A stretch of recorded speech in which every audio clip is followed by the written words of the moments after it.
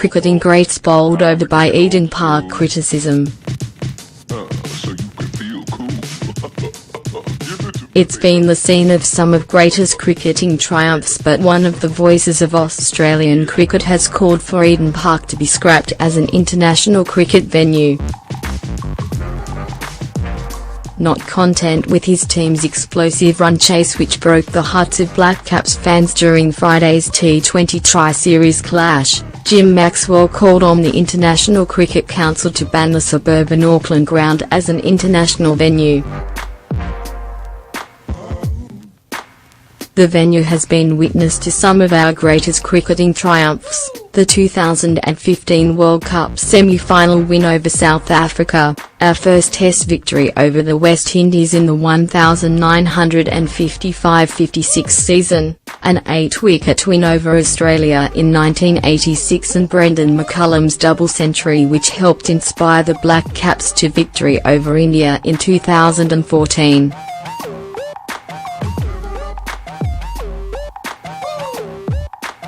But Maxwell, who has been behind the mix since 1973, has called for those good times to end. Eden Park is so small they should bat with a stump instead of a willow to create a better contest, he posted on social media on Friday night. ICC should ban play and force NZ to play on a regulation-size ground. According to the ICC regulations, for a ground to now be accredited as an international venue, the straight boundary end-to-end has to have a recommended 55 metres from each set of stumps. Depending on the pitch layout at Eden Park, the straight-on boundaries vary between 45 to 55 metres. But Eden Park is exempt from the 55 metres rule as it gained international status before the guideline was introduced. Black Caps fans thought the Kane Williamson captain team had Friday's win in the bag after their mammoth innings of 243-6. But the Aussies took advantage of Eden Park's tiny boundaries, hitting the winning runs with 7 balls to spare. Ex-international cricketers on both sides of the Tasman last night hit back at Maxwell's call. Former Australian star Greg Mo Matthews, regularly targeted by NZ fans while playing here in the 1980s, said he had fond memories of Eden Park, regardless of persistent hostility shown to him. "My humble opinion is, go and ask someone in the crowd if they want their money back," he said. "If it's a T20 match the crowd enjoys sixes being hit, it makes it seem like a pretty cool game. I don't think you'll see too many people in the crowd wanting their money back." Matthews said while Maxwell had seen a lot of Test matches in his 40 years of commentating, he said he was no expert on match venues. "If you want a real expert opinion, ask fellow Australian sporting commentator, Tim Lane." And former New Zealand international John Morrison hit back at Maxwell, saying his sledge was an unnecessary chip. "Everyone knows it's a little bit short, so why state the obvious? It's so typical of the Aussies. They've been firing at other cricketing nations, like the Indians and the Poms, and congratulating themselves." The shorter long boundary meant that spectators were closer to the action, Morrison said. He added if he could say anything to Maxwell directly it would be, just enjoy it and get on. "I know you've got to say something for a living, but it was a good game, you were lucky enough to win, and it was highly entertaining. I've seen heaps of games in Australia that are a total bore. Be a little bit gracious. Talk about the game, not the inadequacies of the game. It's ludicrous to suggest there won't be any cricket at Eden Park because the long boundaries are not quite long enough for Jim Maxwell's pleasure."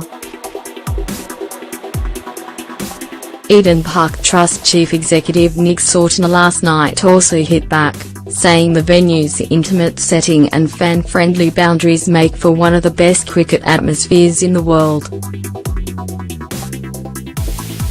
There wouldn't be a player or spectator who attended Friday's T20 fixture that left the Eden Park disappointed by the atmosphere, with 488 runs scored and 13 new world records set, he said. Eden Park's design guarantees an unmatched live cricket experience for fans at the ground or for those watching at home. Sordner said Eden Park was proud of the venue's record-breaking T20 pitch and the venue was looking forward to again putting on a first-class pitch and atmosphere for Wednesday's Tri-Series final. The best way to respond to Jim Maxwell's comments is to ask Mitch Grimstone, who bagged an impressive one-handed catch and $50,000, along with his mates and the other 33,000 attendees, what they think of the size of the boundaries.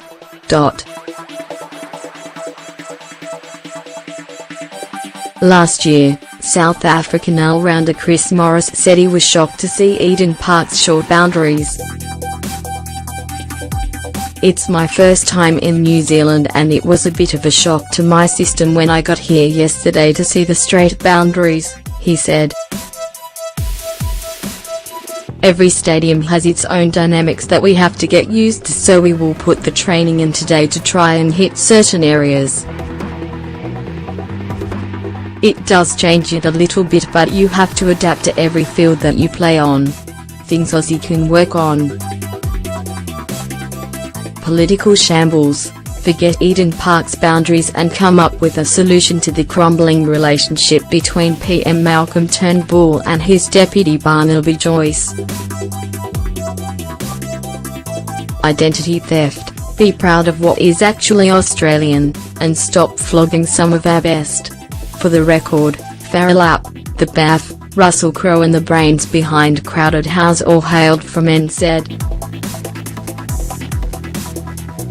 Wildlife. For the so-called lucky country, Australia didn't strike it too lucky on the wildlife front. Snakes, sharks, stinging ants and crocs all call Aussie home. And we haven't even mentioned flies yet. Sporting colours, green and gold, come on guys. Not gonna win too many fashion competitions with that outfit. Sport gone bad. NRL season is just around the corner, a cue for another round of headlines highlighting a raft of league players caught up in various scandals.